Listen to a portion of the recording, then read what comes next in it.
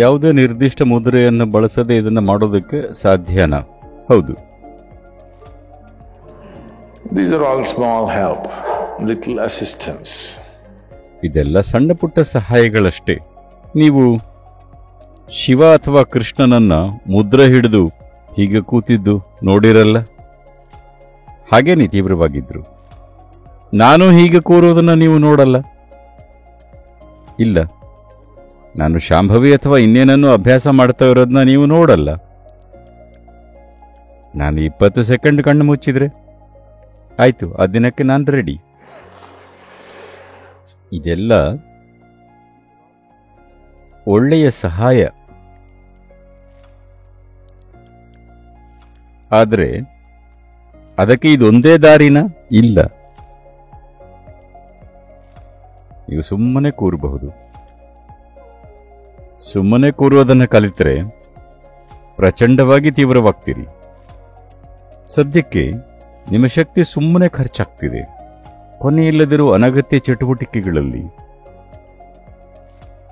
ನಿಮ್ಮಲ್ಲಿ ಅಷ್ಟೊಂದು ಮಾನಸಿಕ ಲೂಸ್ ಮೋಷನ್ ಇರುವಾಗ ಶಕ್ತಿ ಇರೋದು ಹೇಗೆ ಸಾಧ್ಯ? ನಿಮಗೆ ಲೂಸ್ ಮೋಷನ್ ಆದಾಗ ಎಷ್ಟು ನಿಶ್ಶಕ್ತತೆ ಅನಿಸುತ್ತೆ ಅಲ್ವಾ? ಹೌದೋ ಅಲ್ವಾ? ಈಗ ಮಾನಸಿಕ ಲೂಸ್ ಮೋಷನ್ ಆಗುತ್ತಿದೆ, ಅದಕ್ಕೆ ಜನರಿಗೆ ಶಕ್ತಿ ಇಲ್ಲ. ಯಾವಾಗಲೂ ಸುಮ್ಮನೆ ತಿಂದು ಮಲಗಬೇಕು ಅನ್ಸತ್ತೆ. ಯಾಕಂದ್ರೆ ಮನಸ್ಸಿನ ಲೂಸ್ ಮೋಷನ್ ತುಂಬಾ ಸುಸ್ತಾಗಿಸುತ್ತೆ.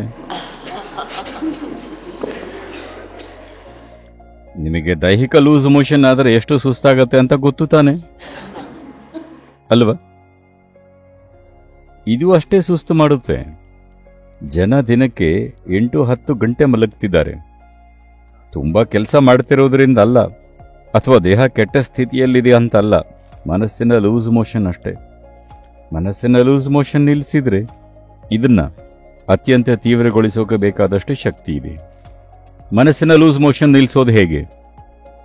ನಿಮಗೆ ದೈಹಿಕ ಲೂಸ್ ಮೋಷನ್ ಇದ್ರೆ ಮೊದಲು ಮಾಡಬೇಕಾಗಿರೋದು ಏನು?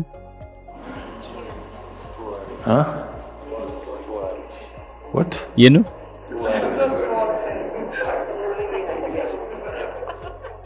ಟಾಯ್ಲೆಟ್ಗೆ ಓಡ್ತೀವಿ, ಅದು ಗೊತ್ತು.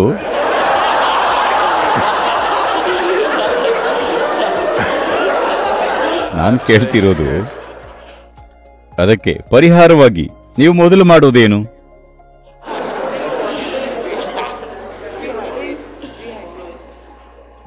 ಪರಿಹಾರವಾಗಿ ಮೊದಲು ಮಾಡೋ ಕೆಲಸ ಏನು? ಮೊದಲು ತಿನ್ನೋದನ್ನ ನಿಲ್ಲಿಸ್ತೀರಿ ಅಲ್ವಾ? ಹೌದೋ ಅಲ್ವೋ? ಲೂಸ್ ಮೋಷನ್ ಅಂದ್ರೆ ನಾವು ದೇಹಕ್ಕೆ ಬೇಡವಾಗಿದ್ದನ್ನ ಏನೋ ತಿಂದಿದ್ದೀವಿ ಅಂತ ಅದನ್ನ ಹೊರಗೆ ಹಾಕೋದಿಕ್ಕೆ ಪ್ರಯತ್ನಿಸ್ತಿದೆ ಅಲ್ವಾ? ದೇಹಕ್ಕೆ ಇಷ್ಟವಾಗದೇ ಇರುವುದನ್ನ ನೀವು ಸೇವಿಸಿದ್ದೀರಿ, ಅದನ್ನ ಹೊರಗೆ ಹಾಕ್ತಿದೆ. ಮೊದಲು ಮಾಡುವ ಕೆಲಸ ಆಹಾರದಿಂದ ಸ್ವಲ್ಪ ಸಮಯ ದೂರ ಇರೋದು. ನೀವು ಕೆಟ್ಟ ಆಹಾರ ತಿಂದು ಲೂಸ್ ಮೋಷನ್ ನಿಲ್ಲಿಸೋಕೆ ಪ್ರಯತ್ನಿಸಿದ್ರೆ ಅದು ಕೆಲಸ ಮಾಡಲ್ಲ. ಅದೇ ರೀತಿ ಮನಸ್ಸು ಕೂಡ. ಮನಸ್ಸಿನ ಕೆಟ್ಟ ಆಹಾರ ಅಂದ್ರೆ You have gotten identified with things that you are not. ನೀವಲ್ಲದೇ ಇರೋದ್ರ ಜೊತೆ ನಿಮ್ಮನ್ನ ಗುರುತಿಸಿಕೊಂಡಿದ್ದೀರ. ನೀವಲ್ಲದರ ಜೊತೆ ನಿಮ್ಮನ್ನ ಗುರುತಿಸಿಕೊಂಡ ಕೂಡಲೇ ಮನಸ್ಸಿನ ಲೂಸ್ ಮೋಷನ್ ತಪ್ಪಿಸಕ್ಕಾಗಲ್ಲ. ಮನಸ್ಸಿಗೆ ಇದು ಕೆಟ್ಟ ಆಹಾರ. ನೀವೇನೇ ಮಾಡಿದ್ರೂ ಅದು ನಿರಂತರ ಓಡುತ್ತೆ. ಯಾವ ಧ್ಯಾನನಾದ್ರೂ ಮಾಡಿ, ಶಿವ ಅನ್ನೇ ರಾಮ ಅನ್ನೇ ಅದು ನಿಲ್ಲೋದಿಲ್ಲ. ಅದು ನಿಂತಿಲ್ಲ ಅಲ್ವಾ? ಯಾಕಂದ್ರೆ ಕೆಟ್ಟ ಆಹಾರ ತಿಂತಿದ್ದೀರಿ. ಪ್ರತಿದಿನ ಹೆಚ್ಚೆಚ್ಚು ವಿಷಯಗಳೊಂದಿಗೆ ಗುರುತಿಸ್ಕೊಳ್ತಿದ್ದೀರಿ. ಜೊತೆಗೆ ಮನಸ್ಸನ್ನ ನಿಲ್ಲಿಸಬೇಕು ಅಂತೀರಿ.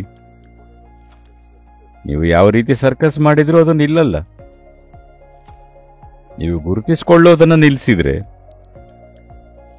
ಯಾವುದು ನೀವು ಮತ್ತು ಯಾವುದು ನೀವಲ್ಲ ಅನ್ನೋದನ್ನ ಅರ್ಥ ಮಾಡಿಕೊಂಡ್ರೆ, ಅದರಿಂದ ಒಂದು ಚಿಕ್ಕ ಅಂತರ ಕಾಯ್ದುಕೊಂಡ್ರೆ ಮನಸ್ಸು ನಿಶ್ಚಲವಾಗುತ್ತೆ. ಬೇಕಾದರೆ ಬಳಸಬಹುದು, ಇಲ್ಲ ಅಂದ್ರೆ ಹಾಗೆ ಇಟ್ಕೋಬಹುದು. ಈಗ ನನ್ನ ಕೈ ಇಲ್ಲಿದೆ, ಬೇಕಾದಾಗ ಚಲಿಸಬಹುದು, ಇಲ್ಲ ಅಂದ್ರೆ ಹಾಗೆ ಇಟ್ಕೋಬಹುದು. ಇದು ಉಪಯುಕ್ತ ಕೈ. ಒಂದು ವೇಳೆ ಇದು ಹೀಗೆ ಕುಪ್ಪಳಿಸಿದ್ರೆ ಏನೋ ರೋಗ ಇದೆ ಅಂತ ನಿಮಗೆ ಸ್ಪಷ್ಟವಾಗಿ ಗೊತ್ತಾಗುತ್ತೆ ಅಲ್ವಾ? ಹೌದೋ ಅಲ್ವೋ? ಕೈ ಕುಪ್ಪಳಿಸಿದ್ರೆ ಅದು ರೋಗ ಅಂತ ನಿಮಗೆ ಗೊತ್ತು. ಅದೇ ಮನಸ್ಸು ಕುಪ್ಪಳಿಸಿದ್ರೆ ಅದು ರೋಗನೋ ಅಲ್ವೋ? ರೋಗ ಬಂದಿರೋದು ನಿರಂತರವಾದ ಅನುಚಿತ ಆಹಾರದಿಂದ. ನೀವು ನಿಮ್ಮ ಮನಸ್ಸಿಗೆ ನಾನು ಅದು ಇದು ಅಂತೀರಿ. ಅದಕ್ಕೆ ಲೂಸ್ ಮೋಷನ್ ಆಗ್ತಿದೆ. ಅದಕ್ಕೆ ಅನುಚಿತ ಆಹಾರ ಕೊಡೋದು ನಿಲ್ಲಿಸಿ. ಸ್ಪಷ್ಟವಾಗಿ ನೋಡಿ, ನೀವು ಏನು ಅನ್ನೋದು ಗೊತ್ತಿಲ್ಲದೆ ಇದ್ರೂ ಕೊನೆ ಪಕ್ಷ ನೀವು ಏನು ಅಲ್ಲ ಅನ್ನೋದು ಗೊತ್ತಿದೆ ಅಲ್ವಾ? ಅಷ್ಟನ್ನ ಮಾಡಿ. ಇವತ್ತು ಮಲಗೋಕೆ ಮೊದಲು ಹಾಸಿಗೆ ಮೇಲೆ ಕುಳಿತು ನೀವಲ್ಲದೆ ಇರೋದನ್ನೆಲ್ಲ ಪಕ್ಕಕ್ಕಿಡಿ. ನೀವು ವಾಸಿಸ್ತಿರೋ ಈ ಮನೆ ಇದು ನಾನಾ? ಅಲ್ಲ.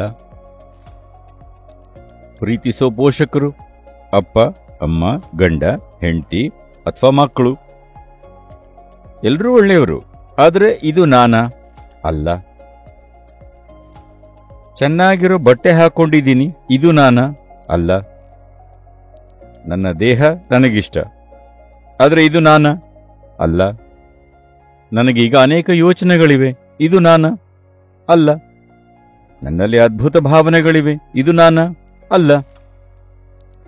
ಈ ರೀತಿ ನೀವಲ್ಲದೇ ಇರೋ ಎಲ್ಲವನ್ನೂ ಮಲಗೋದಿಕ್ಕೆ ಮೊದಲು ಕೆಳಗಿಟ್ಟು ನಿದ್ರೆ ಮಾಡಿ. ನಾಳೆ ಬೆಳಗ್ಗೆ ಇವತ್ತಿಗಿಂತ ಹೆಚ್ಚು ತೀವ್ರತೆಯಲ್ಲಿ ಎದ್ದೇಳ್ತೀರಿ. ಪ್ರತಿದಿನ ಇದನ್ನು ಮಾಡಿ. ಸ್ವಲ್ಪ ಸಮಯ ಆದಮೇಲೆ ನೀವಿಲ್ಲಿ ಸುಮ್ಮನೆ ಕೂತ್ರೆ ನಿಮ್ಮ ಸುತ್ತ ಇರೋದೆಲ್ಲ ಅನುರಣಿಸುತ್ತೆ. ನಿಜ. ಕೆಲ ವರ್ಷಗಳ ಹಿಂದೆ ನಾನು ಅಮೆರಿಕದಲ್ಲಿದ್ದೆ. ಮತ್ತೆ ಇದು ಅಮೆರಿಕನ್ನರ ಸಾಮಾನ್ಯ ಪ್ರಶ್ನೆ. ಒಬ್ಬರು ಮಹಿಳೆ ಬಂದರು, ಬಹಳ ಕೋಪದಲ್ಲಿದ್ದರು. ಕಳೆದ 35 ವರ್ಷಗಳಿಂದ ಯೋಗ ಮಾಡ್ತಿದ್ದೀನಿ, ಏನೂ ಆಗಿಲ್ಲ. ಆದರೆ ನೀವು ಹೋಗಿ ಸುಮ್ಮನೆ ಬಂಡೆ ಮೇಲೆ ಕುಳಿತ್ರಿ, ನಿಮಗೆಲ್ಲ ಆಯ್ತು. ಇದು ಅನ್ಯಾಯ. ಎಲ್ಲಿದೆ ಆ ಹಾಳಾದ ಬಂಡೆ?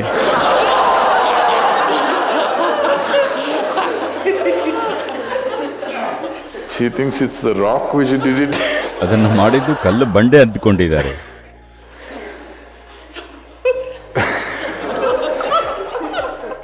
ನನ್ನ ಜೀವನದಲ್ಲಿ ನಾನು ಮಾಡಿದ ಒಂದೇ ಸಾಧನೆ ಅಂದರೆ ಬಹಳ ಚಿಕ್ಕ ವಯಸ್ಸಿನಿಂದಲೂ ನಾನು ಎಲ್ಲರ ಜೊತೆ ಸಕ್ರಿಯವಾಗಿ ತೊಡಗಿಕೊಂಡಿದ್ರೂ ಕೂಡ ಯಾವತ್ತೂ ನಾನು ನನ್ನ ತಂದೆ ತಾಯಿ, ಒಡ ಹುಟ್ಟಿದವರು ಅಥವಾ ನನಗಿದ್ದ ಅನೇಕ ಸ್ನೇಹಿತರ ಜೊತೆ ಅಥವಾ ಸಮಾಜ, ಮತ, ದೇಶ ಅಥವಾ ನನ್ನ ಸುತ್ತ ಇದ್ದ ಯಾವುದರ ಜೊತೆನೂ ನನ್ನನ್ನು ಗುರುತಿಸಿಕೊಳ್ಳಲಿಲ್ಲ. ತೊಡಗಿಕೊಂಡಿರಲಿಲ್ಲ ಅಂತಲ್ಲ, ತುಂಬಾ ತೊಡಗಿಕೊಂಡು ಸಕ್ರಿಯವಾಗಿದ್ದೆ. ಇವತ್ತಿಗೂ ಸಕ್ರಿಯವಾಗಿ ತೊಡಗಿಕೊಂಡಿದ್ದೀನಿ, ಆದರೆ ಗುರುತಿಸ್ಕೊಂಡಿಲ್ಲ. ನೀವು ಯಾವುದರ ಜೊತೆನೂ ಗುರುತಿಸ್ಕೊಳ್ಳಲಿಲ್ಲ ಅಂದ್ರೆ ತೀವ್ರವಾಗೋಕೆ ಸಾಕಷ್ಟು ಶಕ್ತಿ ಇದರಲ್ಲಿ ಇದೆ. ನೀವಿದ್ನ ಅರ್ಥ ಮಾಡ್ಕೊಳ್ಳಿ. ನೀವು ಇಲ್ಲಿ ಕೂತಿದ್ದ ಹಾಗೇನೆ ಈ ದೇಹದಲ್ಲಿ ನಿಮ್ಮ ಪ್ರಾಣಶಕ್ತಿ ಎಷ್ಟೆಲ್ಲ ಕೆಲಸ ಮಾಡ್ತಿದೆ. ಅದು ಮಾಡ್ತಿರೋ ಚಟುವಟಿಕೆ ಸಂಕೀರ್ಣತೆ ನಿಮಗೆ ಗೊತ್ತಾ? ದೇಹದ ಪ್ರತಿ ಜೀವಕೋಶ, ನಿಮ್ಮ ಲಿವರ್, ಕಿಡ್ನಿ, ಸ್ಪ್ಲೀನ್ ಏನೆಲ್ಲ ಮಾಡ್ತಿದೆ. ಇವತ್ತಿಗೂ ನಮಗದನ್ನ ಅರ್ಥ ಮಾಡ್ಕೊಳ್ಳಕ್ಕಾಗಿಲ್ಲ. ಎಸ್, ನೀವಿಲ್ಲಿ ಕೂತಿದ್ದ ಹಾಗೇನೆ ಈ ಶಕ್ತಿ ಎಷ್ಟೆಲ್ಲ ಕೆಲಸ ಮಾಡ್ತಿದೆ ನೋಡಿ. ಇದೆಲ್ಲ ಮಾಡೋಕೆ ಖಂಡಿತವಾಗಿ ಅದು ತೀವ್ರವಾಗಿದೆ. ನಿಮಗದನ್ನು ಅನುಭವಿಸೋಕೆ ಆಗ್ತಿಲ್ಲ, ಯಾಕಂದ್ರೆ ಲೂಸ್ ಮೋಷನ್ ಆಗ್ತಿದೆ. ನಿಮಗೆ ಲೂಸ್ ಮೋಷನ್ ಆದಾಗ ಹೀಗೆ ಅನ್ಸುತ್ತೆ ಅಲ್ವಾ? ಹೌದೋ ಅಲ್ವೋ? ಅಷ್ಟೇ ವಿಷಯ. ಲೂಸ್ ಮೋಷನ್ ನಿಲ್ಲಿಸಿ. ಕೆಟ್ಟ ಆಹಾರ ನಿಲ್ಲಿಸಿದ್ರೆ ಲೂಸ್ ಮೋಷನ್ ನಿಲ್ಲುತ್ತೆ. ಅದು ಒಮ್ಮೆ ನಿಂತ್ರೆ ಇಲ್ಲಿ ಕೂತು ತೀವ್ರವಾಗಿ ಅನುರಣಿಸೋಕೆ ಬೇಕಾದಷ್ಟು ಶಕ್ತಿ ಇದರಲ್ಲಿದೆ. ಲೇಟೆಸ್ಟ್ ಹಾಗೂ ಇಂಟ್ರೆಸ್ಟಿಂಗ್ ಸುದ್ದಿಗಳಿಗಾಗಿ ಬಾಸ್ ಟಿವಿ ಕನ್ನಡ ಚಾನೆಲ್ನ ಸಬ್ಸ್ಕ್ರೈಬ್ ಮಾಡಿ. ಹಾಗೆಯೇ ಬೆಲ್ ಐಕಾನ್ ಪ್ರೆಸ್ ಮಾಡಿ. ಇದರ ಜೊತೆಗೆ ಫೇಸ್ಬುಕ್, ಇನ್ಸ್ಟಾಗ್ರಾಮ್, ಎಕ್ಸ್ ನಲ್ಲೂ ಮಿಸ್ ಮಾಡದೆ ಫಾಲೋ ಮಾಡಿ.